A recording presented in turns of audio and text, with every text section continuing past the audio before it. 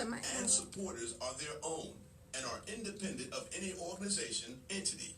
Nothing said on the show or any of its platforms constitutes a client-attorney relationship or serves as legal advice, counsel.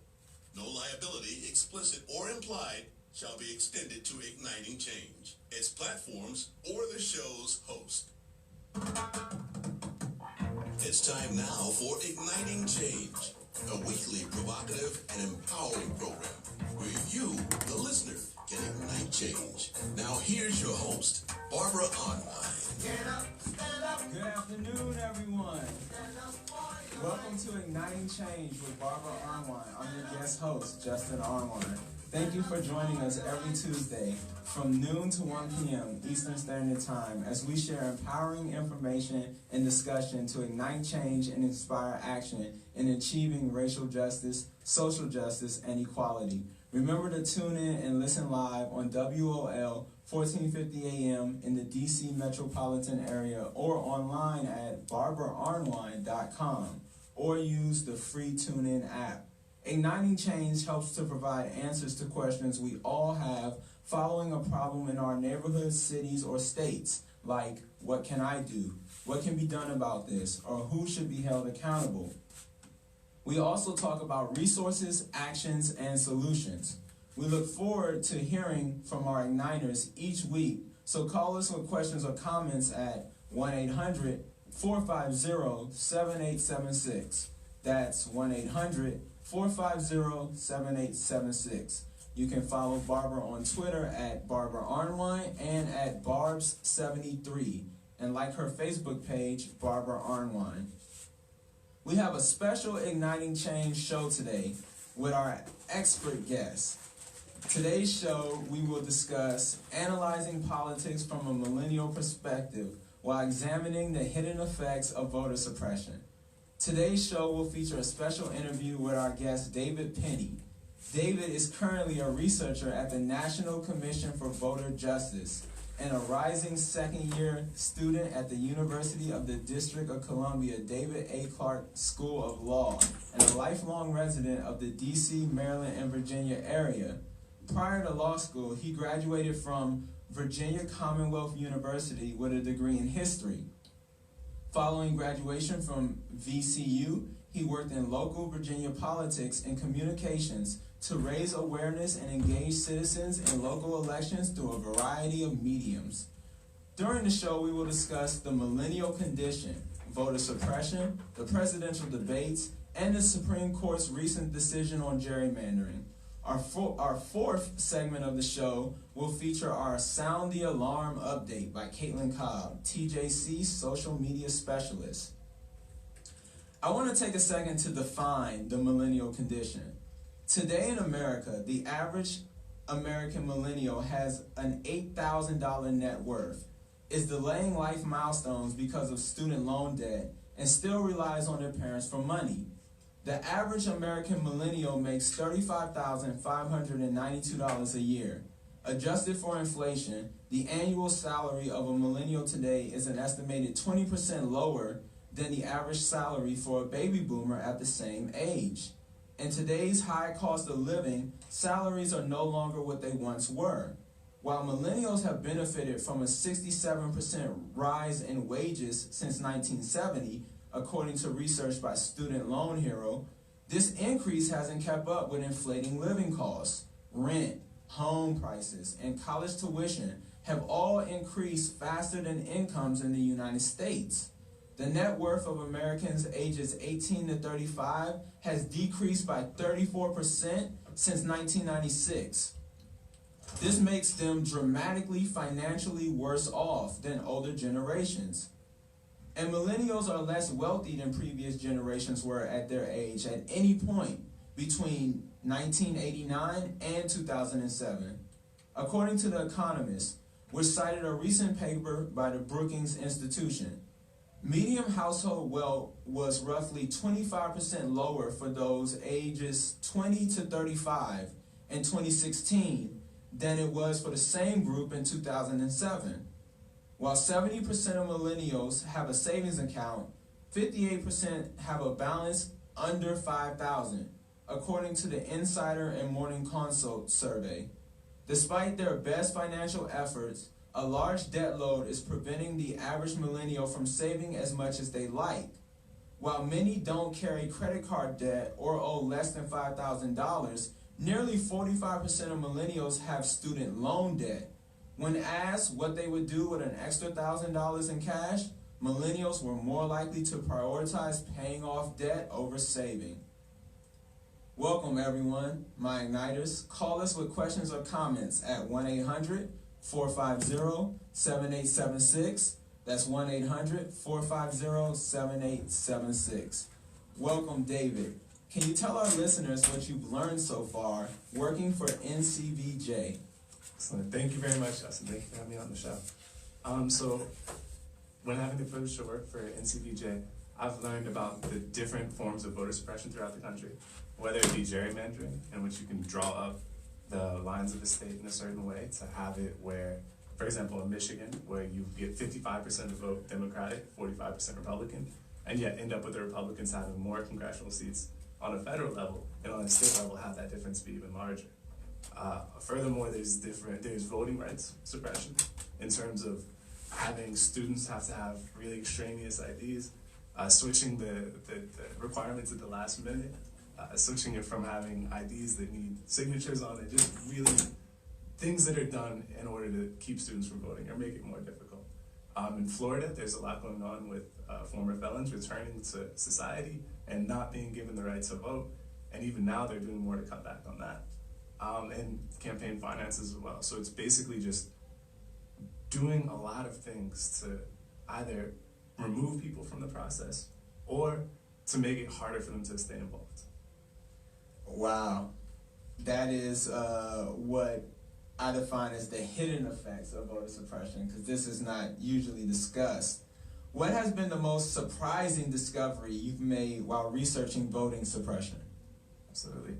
So the most surprising fact to me has been how systematic it is, right? How they can, for example, in Texas with David Whitley, the Secretary of State, he comes up with an idea that 95,000 people in the state voted who were not registered, right? There's no basis for this, right? But he says he's going to go forward with it. And he sends out mailers to these 95,000 people who are disproportionately Hispanic, disproportionately minority, and they have to prove that they're citizens, right? And they do a survey internally to decide, if those 95,000 people are actually legal. And just from a small sample, all of them were illegal. Most of them were citizens, right? So why should these people continually have to prove they're citizens just because their last name, right? And so when he gets caught on this, right, he does not get certified as Secretary of State, but he goes back to the governor's office with a promotion and a raise, right? He's not really punished. He gets a slap on the wrist because all these organizations that care enough to make a difference have to spend tons of money, tons of time, tons of effort to hold him accountable. The state spends tons of money to fight these legal cases, right? And then when it's all said and done, he gets a new job, right? He gets a promotion. And, they're going to try it again soon, probably. Wow, that is really disturbing, but true, and people need to know about it. How has the recent Supreme Court case on gerrymandering undermined voting rights protections? So Judge Roberts said, we don't want to take the politics out of politics, right? Inherently, that gives the politicians more power than the voters to put them in place.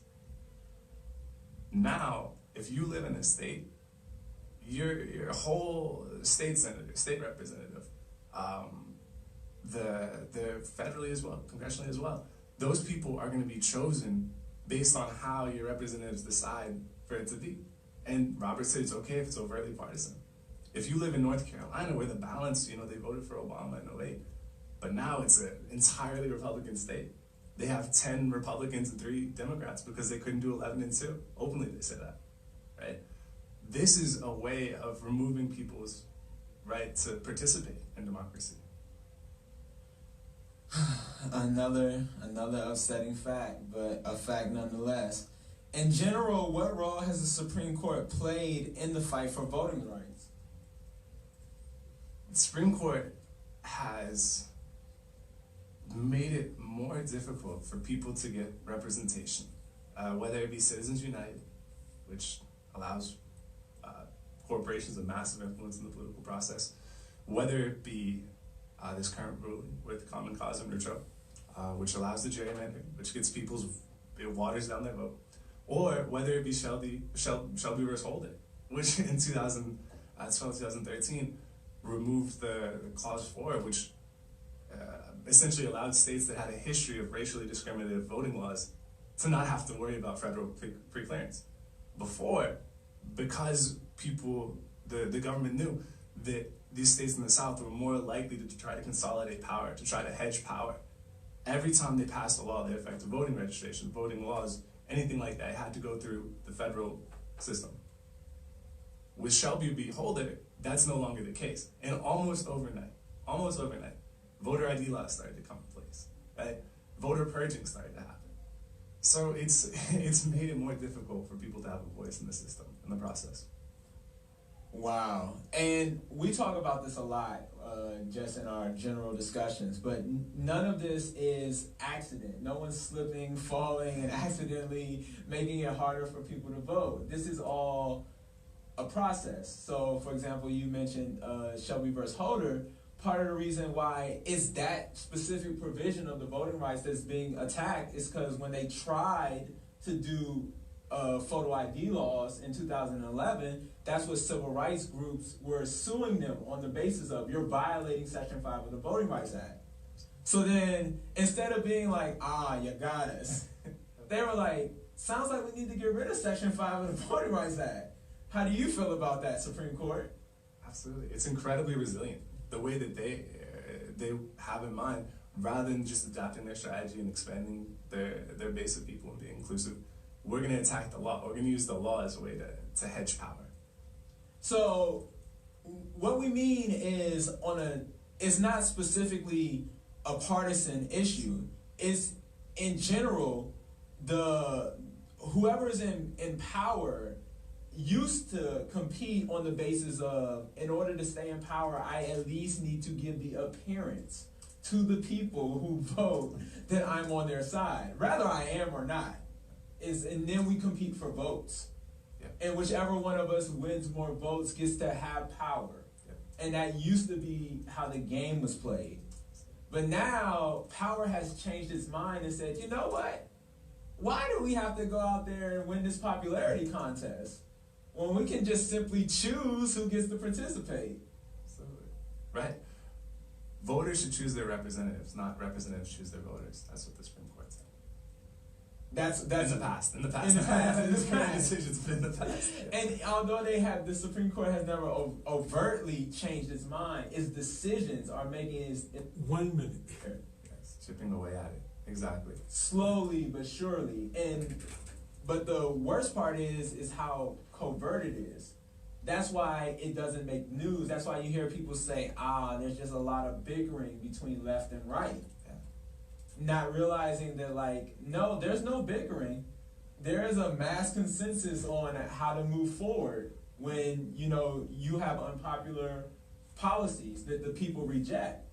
The solution is simply take the people out of it. That's right, take them out of the equation. And you're right in the sense that it's not one party or the other. It's and the Supreme Court made this clear. Redistricting is okay, right? So one case was North Carolina, which is on the fence, and the other is Maryland. Okay, and we will come back and talk more about this when we return with Igniting Change.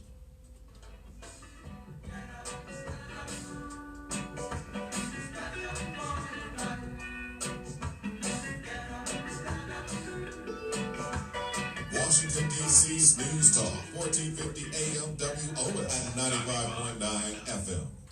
Good afternoon, this WOL traffic and weather update is sponsored by KFC. Around the Beltway, interlude a little slow from the DW Parkway down to 450 on the Baltimore-Washington Parkway southbound. Very heavy from the Beltway down to the construction that's in the left lane near 410 once again today. 3rd Street Tunnel is very slow both ways, northbound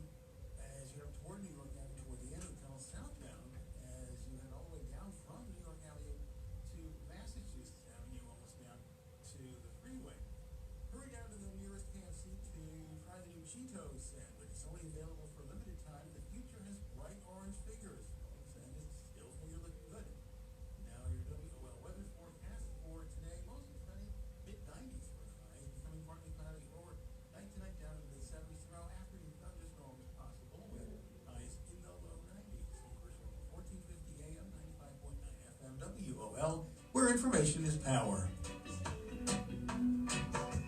Welcome back to Igniting Change with Barbara Arnwine. I'm your guest host, Justin Arnwine. Call us with questions or comments at 1-800-450-7876. That's 1-800-450-7876.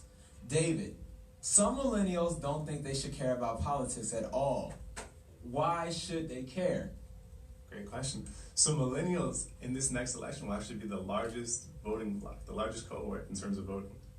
So if they all come out to vote, if they're able to channel their voice and have some sort of togetherness, that'll make a massive impact in the election.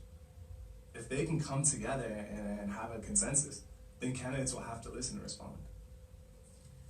Yes, closed mouths don't get fed. That's right. As a millennial, what are the most important issues to you when you walk into the voting booth? You did a great job starting off the segment talking about student loans and the sense of our generation is better educated than most generations before. And at the same time, once they're raised into the workforce, there's a massive burden of debt, right? Let alone the fact that a lot of the established pathways to work have led to so a lot of millennials stay unemployed or are underemployed. So employment, student debt, these are big issues. Yes, huge issues. Based on your current research for NCVJ, which voter suppression tactics do you think are most effective in deterring millennials from voting? Great question. And so I want to start off by saying that our generation of millennials actually turns out to vote far more than previous generations. So that's a positive note to this aspect. But there are targeted instances used to keep millennials from voting. One big thing in Wisconsin is student IDs, where it's not enough just to present a student ID to claim you are who you are when you vote. You actually have to use, you have to have a bill from your tuition to prove you're a student. You have to have a student ID, right?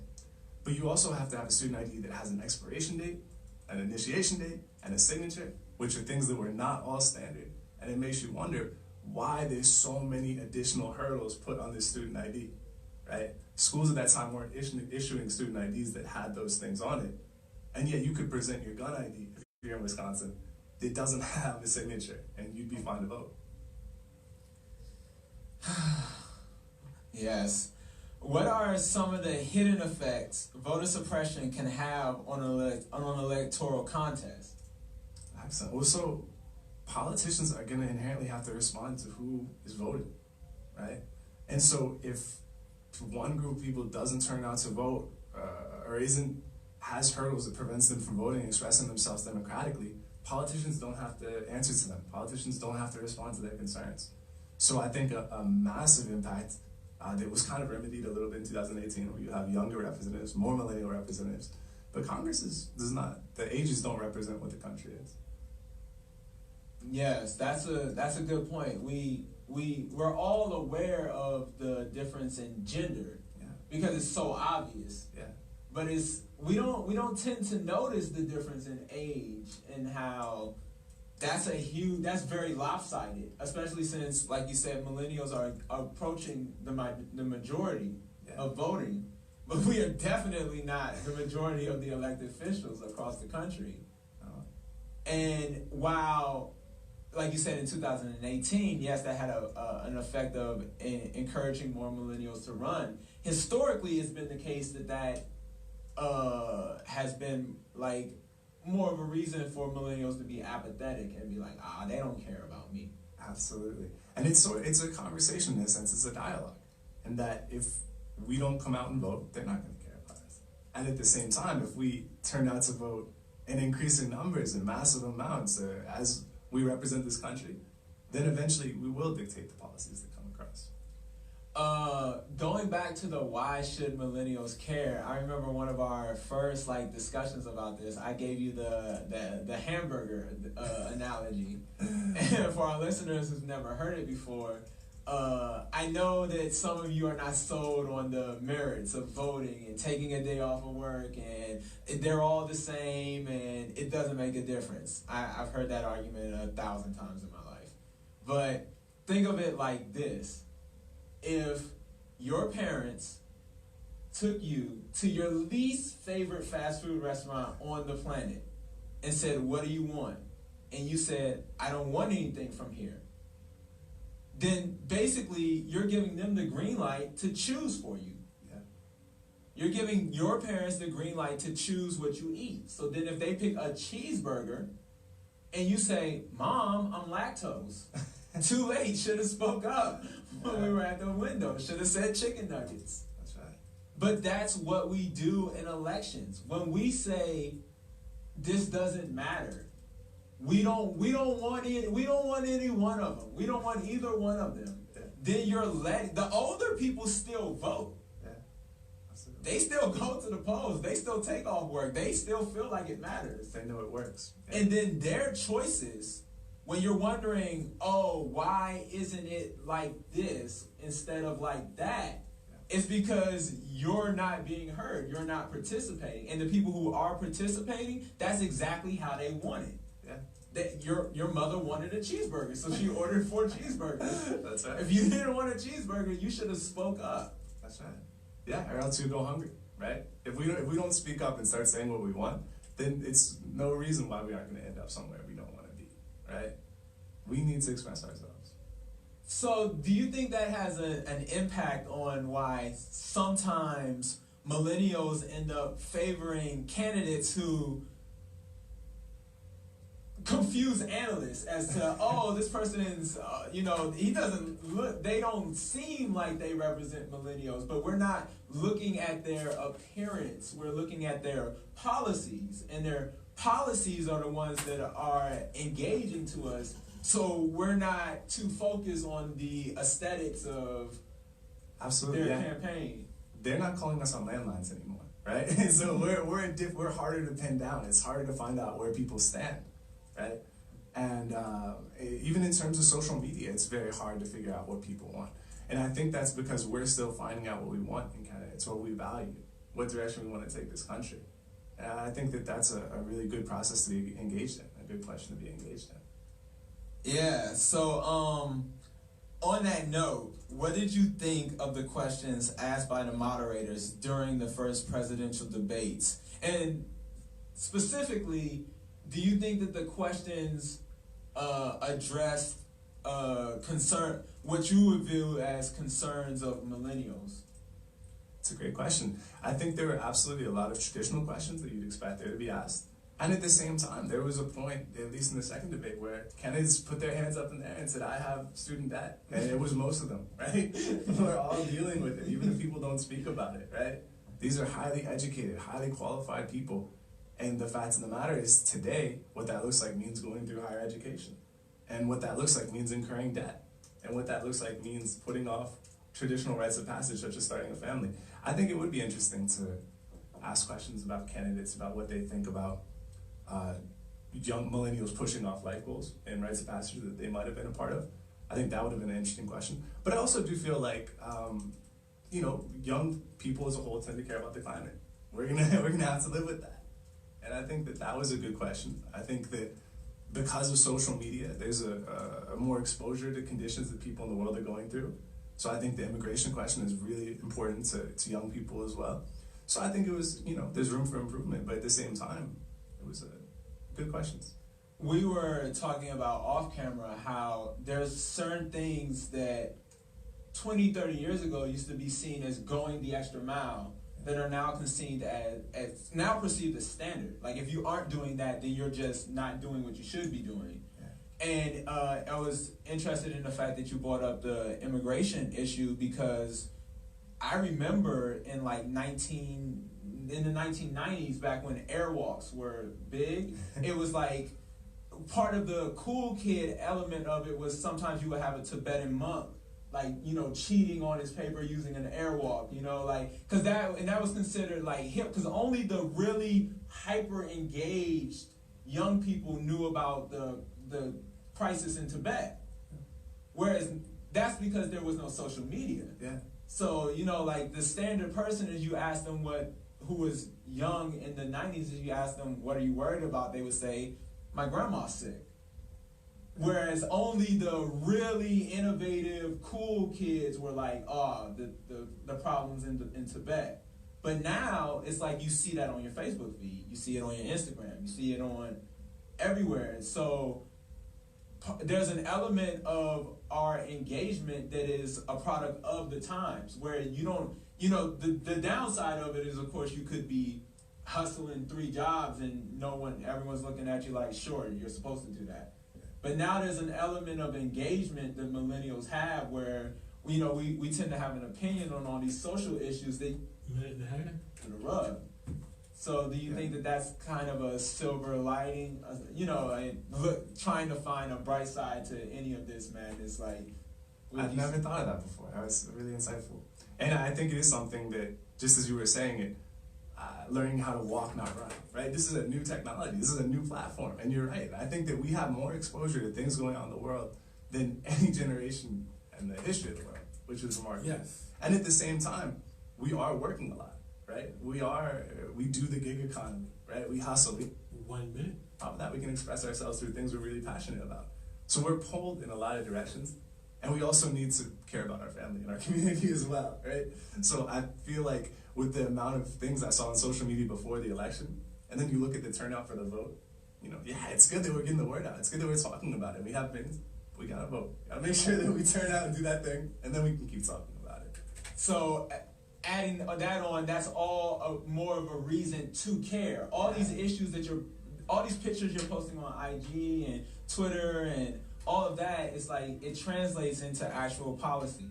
Absolutely. So when we come back, we'll talk more about the voter suppression and the hidden effects and how it matters to millennials. Washington, D.C.'s News Talk, 1450 AM WOL and 95.9 FM. Good afternoon, I'm Rick Hoschel. Here's the latest from Newsone.com, brought to you in part by KFC. Hurry down to your nearest KFC to try the new Cheetos sandwich. It's only available for a limited time. The future has bright orange fingers, folks, and it's still finger-licking good. Maryland is withholding nearly $56 million from Metro due to a lack of transparency on how the funds are being used. State leaders notified the agency yesterday that they're withholding the funding because the transit system's been stonewalling on audits and failing to show how past allocations were spent. 2 teens are injured in a shooting at a playground in Fairfax County. Investigators believe the shooting was gang-related. The 2 victims suffered non-life-threatening injuries. News brought to you in part by KFC. Hurry down to the nearest KFC to try the new Cheetos sandwich. It's only available for a limited time. The future has bright orange fingers, folks, and it's still finger-licking good. I'm Rick Hoschel. When you're looking for news for Black America, go to Newsone.com. Welcome back to Igniting Change with Barbara Arnwine. I'm your guest host, Justin Arnwine. Call us with questions or comments at 1-800-450-7876. That's 1-800-450-7876. David, what advice would you give to millennials who haven't voted since 2012 and plan to vote in 2020? First of all, make sure you're not purged. First of all, make sure that they haven't thrown you out the voter rolls. That's something that will happen in a lot of states, especially competitive states where your vote will make a difference. And second of all, it's good to be active. It's good to be engaged. And it's also, there's a process in place that we have that if we participate in it fully, we'll be represented adequately, right? So go out and vote. And not just vote for yourself. Make sure your friends vote, right? We're past the age, and I think that's a good thing about our generation where politics is taboo. We talk about politics all the time, right? A lot of times we share with our friends, we debate, we learn. But be sure at the very least just to come out and vote. Not just every 4 years, but every 2 years, or every time there's an election. In some states they elect judges, go out and vote for those. But that's like the bare minimum we have to express our voice. Yeah, and that's also like the best defense against getting purged, right? Is constant participation. Yeah. When you vote in every election, then they can't say, I'm not sure if this person still lives here. Send them a postcard, and they don't respond back in 13 days, like kick them off the rolls. It's like if you voted in 2012, 2014, 2016, 2018, then you're not going to have that problem in 2020. Yeah, let them know you care. Let them know you're thinking about them. Sometimes I think that's why politicians do things that are far left or far right, is they don't know if we're paying attention. Yeah, so they really don't have any, they're just putting their hands, sometimes it's, it's without malice. It's I really don't know, so I'm just doing what I think is right, and what I think is right happens to be way off from where the voters are. And that's a wild thing that's great about our age is that, and for everybody, is we have social media platforms where you can engage and communicate and express yourself, right? And, you know, it's not sending a letter to the constituent services thing anymore, right? Politicians have Twitter, they have Facebook, and even if they have someone manage it, with enough momentum, with enough activity, they're going to respond to what we're talking about. I'm glad you mentioned that, because you just, like, gave me an idea, and it's that a lot of these congressional representatives, like you said, they're on social media, but they're not big celebrities. They got, like, 13,000, some of them 40, max 40,000 followers. Yeah. So if they get even like 1,000 replies, that can make a big difference. That's a significant percentage of their active audience. That's a big deal. I think also, while we're on the social media thing, it's good to follow actors, actresses, rappers, singers, songwriters, but follow your representatives too. It's an important thing in your life. Yeah, and we've never been able to be more engaged with them than the fact that almost all of them are on some social media platform. And they have, on their social media platforms, they're not posting pictures of their dinner. No. They're saying, going to vote on HR ... today. Absolutely. They're saying, launching X initiative today. And if you agree with that, then you need to be vocal about it so that they keep doing it. Because if they do that and they feel no support, then they're likely to think, oh, so this doesn't matter. Absolutely. I mean, if you think about it, right? Yeah, there's the president. Yeah, there's senators, but even on a state and local level, right? These people are making a lot of the laws that affect your life the most, right? And so you're exactly right. They're not posting what they had for dinner. They're posting where they're going to vote. If you like what they're doing, support them, right? If you have questions or comments, put that in there as well. Like, communicate with these people, engage with these people, and hold them accountable that way. And if you're not sure, talk to them. Yeah. Don't, ask them. Okay, like, I've heard about this road proposal. How many days of construction? What are we talking about? Is this money being diverted from something else I care about? Absolutely. I mean, and I think, again, it's great that we're so aware about international issues, and I think that's very important too. But we need to also be responsible in terms of walking what's around us, right? Like the road in our neighborhood, right? We have a huge say in how that works. On state representatives, state assembly members, we have a massive say in that, right? If we engage in that, we can actually make a visible difference with that. And on that note, how can our listeners learn more about voter suppression? Excellent. So I'm sure we have a social media page, we have a website, there's great stuff there. There's also links to affinity groups that are working on the same issues, similar issues. I think that's one great thing about this is that there's a lot of passionate advocacy groups that are trying to make sure that we have our voice. And so if we can just support them and collaborate with them and communicate together on this, we can keep protecting our right to vote and express ourselves. So, getting back to the Supreme Court, and we thought about this because we had a personal experience on our way to the radio show. We were pulled over by a police officer who gave us a reason that seemed highly improbable. We had no authority to challenge their reasoning. And their solution to the problem was also less than ideal. So that's just showing you, there are members, we bring that up not to throw shade at that particular officer, but just to show there are plenty of places in society where people are arbitrarily adjudicating, specific situations and using their authority, throwing their weight around, basically flexing on those who they have power under. Yet the Supreme Court seems to be the only one, which is one of the most powerful institutions in this country, in the most powerful country in the world, seems to be punting and passing the ball. Every single time is up to them to take the winning shot. So what they're doing is they're punting and passing to state and local people, right? And that's unfortunate in terms of movements, in terms of a lot of the great growth we've had in this country has been through nationwide movements. But it also changes the conversation a little bit, and that it gives us more grassroots power, right? If we can engage on a local level, then we're going to start to make the change that the Supreme Court won't interfere with because it's not a federal question.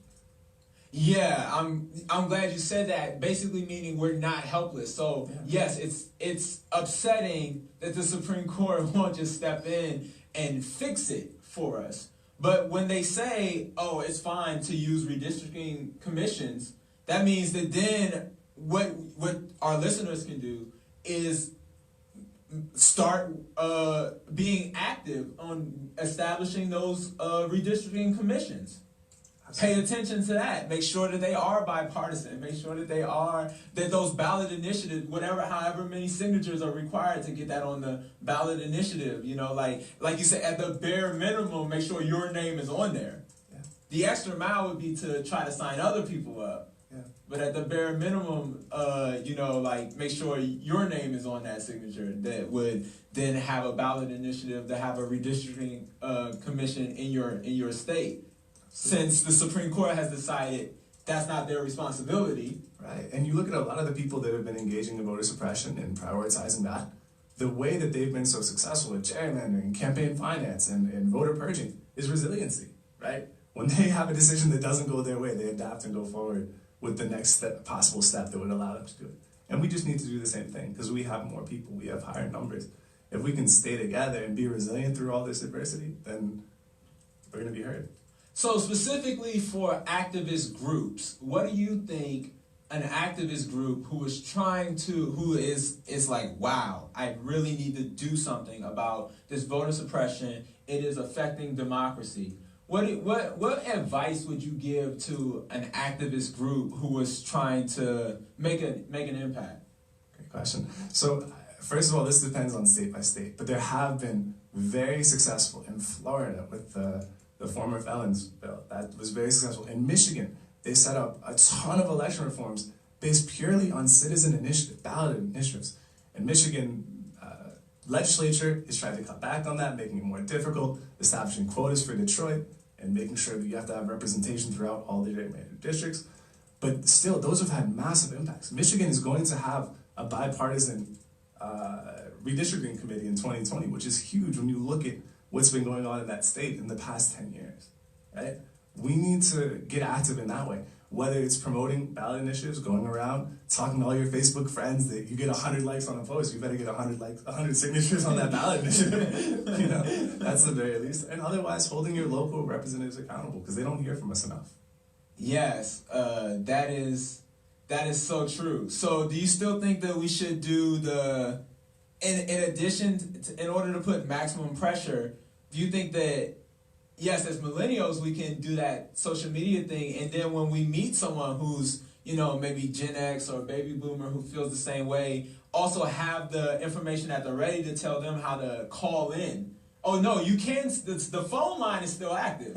Like, if you prefer to, get on your landline, and if you want to help out your grandchildren, if you want to help out your nephews, your nieces, the phone line is active as well. So it can be like a two-part. It's not like we're saying it's not like we're saying millennials disengage and do it all on your own. We mean like cooperative. Yeah, digital or physical or communication mentorship is very important in this age. Although we're millennials and we get a bad rap for thinking we know it all, I can guarantee you most of us are just as lost as anyone else was at this age. So having people that right now are very successful and engaging, they come out and vote a lot, they participate a lot, they have a lot of laws, help reach out and make sure that we can learn how to engage in the political process. And we can get our younger siblings and our neighbors and our people we coach involved in the process as well, because we all want to have a voice. Yes, we do all want to have a voice. And earlier last month, we were discussing the difference between a finite strategy and an infinite strategy. And I think to some extent, and especially in 2008, and also to a large extent in 2012, there was an element, especially to new voters, of we won. The people who we wanted to get elected got elected, therefore it's time to let them handle that. And we've seen the effects. I mean, you look at 2008, right? That was a movement. That was literally a movement. Young people came out to vote. People who traditionally don't come out to vote came out in numbers. that had never been seen prior, right? But look at 2010, the exact opposite happened. Due to apathy, due to restrictions, due to whatever it was, people did not come out to vote. And you look at the legacy of it, I think in the long run, 2008 is going to have a great legacy. But just in the past 10 years, 2010 redistricting, gerrymandering, the laws that were passed on a state and national basis, that had a massive impact that we're still dealing with today. Yes, and that's part of the reason why we have these decisions that we have right now. It's, that finite strategy kind of took us one step forward, two steps backwards. So what would you think as a millennial an infinite strategy is towards making an impact in our lives through the political process? That's a great question. I think that social media has shown that our generation is very empathetic, very understanding, very really wants to make a difference in the world, right? And I think that should be our infinite strategy, right? Is trying to make a difference. When we see something wrong, although we can't do it by ourselves, trying to get coalitions of people together to sort of create the change that we want. And so our infinite strategy has to include voting. It has to include these traditional measures. And on top of that, we can bring our own touch to it as well. We just need to stay engaged and make sure that we learn from everyone before us and share what we're learning. Yeah, we definitely have an extra level of connection to each other and to issues far, far and away that other generations didn't have. And it's not that like humans have changed dramatically in the past 50 years. It's the kids who knew about Tibet were appalled.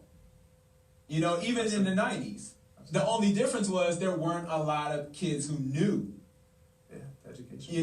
But now we know, and we are appalled. We're appalled when we hear about Flint. Yeah. And we're like, how can we give water? How can we help? Where do we donate to? Yeah. But a big part of fixing that problem is also looking into what caused it in the first place. Why was there an emergency manager appointed in the first place? Because there was an election. And someone won that election, and the person who won that election decided to appoint an emergency manager in a low turnout midterm election. So part of our infinite strategy has to be, it can't just be, okay, when there's a person who we clearly are passionate for or a person who we are clearly against, that's when we turn out in huge droves, because when that happens, if you only stick to that, then you're missing the emergency manager getting appointed and there being a water crisis in Flint. That's the biggest thing about it. Is I know as millennials, I definitely feel this way. A lot of the world, a lot of times we're going through stuff previous generations went through mentally as well. And so we just need to be able to put that aside for a little bit and interact with what's already there. Because there's great systems in place. There are systems in place, and there are organizations before us that are making a difference. So we need to engage, empower, and support, and become part of that as much as possible. And we need to participate as well. We can't just tweet about it. Nice. When we come back, Caitlin Cobb is going to sound the alarm. So stay tuned. Don't you touch that dial. We'll be right back with Igniting Change.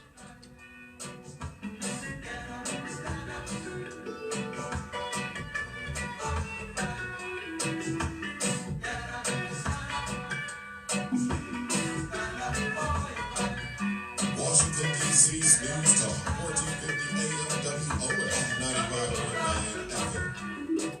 Good afternoon, this is WOL Traffic and Weather Update is sponsored by KFC. Washington Parkway southbound is slow again today from Beltway down to 410 with the ongoing construction there in the right lane. 295 southbound Benning Road to Pennsylvania Avenue can be the slow stretch there. It's slow both ways. In the 3rd Street Tunnel, approaching and leaving New York Avenue, nothing reported in the way, just very heavy there. And on Independence Avenue, 12th Street south and west, the signals were malfunctioning. Watch for police direction downtown. Hurry down to the nearest KFC to try the new Cheetos sandwich. It's the only available for limited time. This feature has bright orange finger spokes and it's still finger licking good. Now your WOL weather forecast for today, mostly sunny. Highs in the low to mid-90s, becoming partly cloudy overnight tonight down to mid-70s. Tomorrow could see afternoon thunderstorms and a high near 92. Steve Hirschhorn for 1450 AM 95.9 FM WOL, where information is power. Welcome back to Igniting Change with Barbara Arnwine. I'm your guest host, Justin Arnwine. Call us with questions or comments at 1-800-450-7876. That's 1-800-450-7876. I'd like to thank my guest, David Penny, for being on the show today. How can our audience connect with your work and stay involved with the work you're doing? Awesome. Thank you so much for the opportunity. I feel very honored to be here. So you can connect with me at ldavidpenny, Penney, @gmail.com, and also see what we're doing at National Commission for Voter Justice. It's an amazing organization I'm honored to be a part of. Okay, and you can watch us on our Facebook live stream at Barbara Arnwine's Facebook page, and this will also be on YouTube at youtube.com/Botsy. Now it's time for our new segment, Sound the Alarm. Take it away, Caitlin. Thank you, Justin. Hello, Igniters for Change. My name is Caitlin Cobb. I'm the Social Media Director and Executive Assistant of the Transformative Justice Coalition, and it's time to sound the alarm. And if you want more information about anything I discussed during this segment, you can go to our website at tjcoalition.org and sign up for our weekly newsletter, which features an article counterpart with sources and more information. Today we're going to be sounding the alarm on why we've all been seeing so many Facebook ads. Seems simple, right? Facebook has just had a bad publicity year, and so it has ramped up advertising. But what we often see as simple isn't so. I began to be interested in this subject because it seems so odd that I'd seen so many ads for Facebook when I previously hadn't seen any. The statistics backed up my question. According to Statista.com, when looking at global marketing and sales cost of Facebook from 2010 to 2018, we see Facebook is spending more on marketing than at any point in its history. For example, in 2010, Facebook only spent $167 million on marketing. I know it seems like a big number, but compare that to 2014, where they spent $1,680 million. But that was standard, as every year their spending on advertising has went up. By 2017, marketing spending was at $4,725 billion. Every year from 2014, Facebook's marketing spending went up by about $1,000 million. Then, all of a sudden, Facebook's advertising jumped up by almost $4,000 million in 2018 to $7,846 million. Now in 2019, Facebook has admitted proudly that it's devoted more advertising spending. Why is this so important? Because all of these UI changes are a part of its marketing spending. They are shifting from a focus on the newsfeed and more onto community building and encrypted groups. Facebook has a new Facebook marketing chief and is also working on building its diversity. Facebook is actually trying to work on building a brand, which it says it hasn't done in the past. All of this traces back to October 2018. Facebook appointed a new head of global affairs and communication. Big advertisers started threatening to move on from advertising with Facebook. And then the FBI also started investigating digital ad fraud, which apparently was a really big problem, handing out subpoenas. And then Mark Zuckerberg was also on calls in October 2018 talking about user market saturation. But I'm not sure if that's all the reason. Facebook lost 3 million users in Europe because amid the GDPR data privacy regulations, which made every user in Europe have to opt in to certain privacy regulations. And because of that, Facebook ended up losing 3 million users. And even though in East Asia and stuff, their numbers were going up. Breaking the law. And if you don't like that, tell your representative. Engage, yeah, absolutely. Engage. It was elected representatives who cleared the path, got rid of regulations that used to say this is bad. Yeah. It used to be the law of the land it used to be the economic theory that you had to at least appear to put people over profits. Yeah. You know, all this massive layoffs in order to make arbitrary quota numbers was not a thing until the political representatives were told, yes, it's a thing by their donors, their big donors.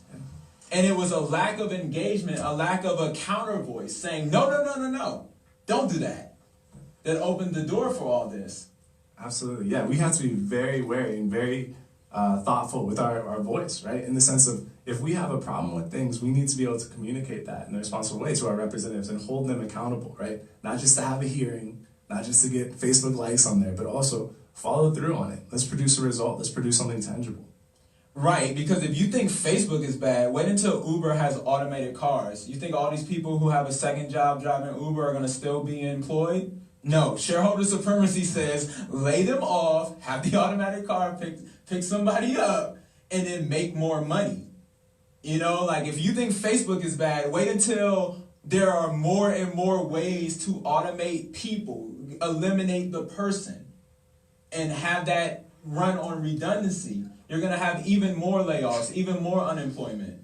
So if you want technology to work for people, if you want to, if we all want there to be a rule of something that says, when there's some new element of technology, the people are not forgotten, right? We all want that, but the only way it's going to happen is if we do something about it. We either, if no one you know will run on that platform, then I mean maybe it's time for you to get in the ring. Absolutely, absolutely. These are massive issues. The economy is changing. It's changed during our lifetime, right? And so we need to be a part of this one way or another. And if we're not inventing what it is to change the economy, we have to be putting people in place that are going to put the regulations, the barriers, and the stop guards. They are going to make sure that we have a voice. And on top of that, communicating with Facebook and all these groups. But politics is a great way to sort of set the parameters for how this new economy is going to develop.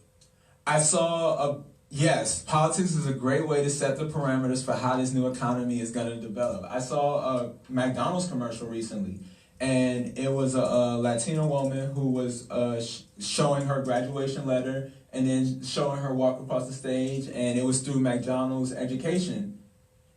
She's a millennial. Like, that's a millennial thing. That's targeting.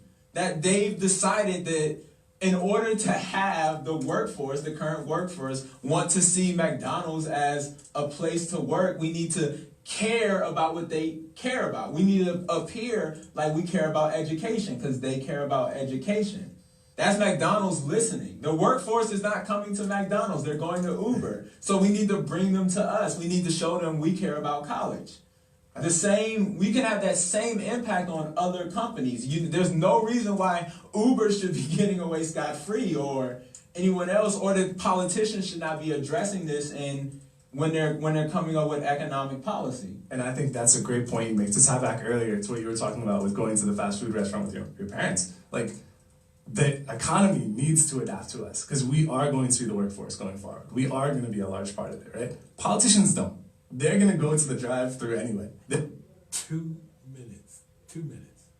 And if we don't participate, then they don't have to listen to us, right? So we need to be sure to work together and stay together and communicate together in a way that makes sure we're represented. Because if we don't, they're still going to have election. The Senate is still going to sit. The House is still going to sit. There's still going to be someone in the White House, right? If you don't participate, they have no reason to listen to us. Why? Caitlin has just broke down why Facebook is really doing their ad campaign. And while maybe there's some, idealistic Facebook worker who really does have benign reasons for doing what they're doing, the reality is it's money. They were losing money because they weren't. Millennials were logging off. And now they're spending money because they're trying to bring us back. That's why they're listening. They're listening because they're being affected. The same thing is true in politics. 1 minute. Are a huge voting bloc, and we come out for candidates rather old or young, but who are addressing our interests, then those who aren't will have to listen to us. The participation is necessary in order to get the change that you want. Absolutely. Yeah, I mean, and especially when that participation comes at the roadblocks that are in our way, the barriers that are in our way. There absolutely are barriers to our expression for many groups, for many reasons. And at the same time, those will only change through participation. Those will only change through us being engaged. We need to have such an overwhelming show of force and unity that it'll be able to overcome those roadblocks and remove them. A special guest to our Thanks David Penny and Caitlin Cobb. Next week, Barbara Arnwine will be back. Join us on Igniting Change with Barbara Arnwine.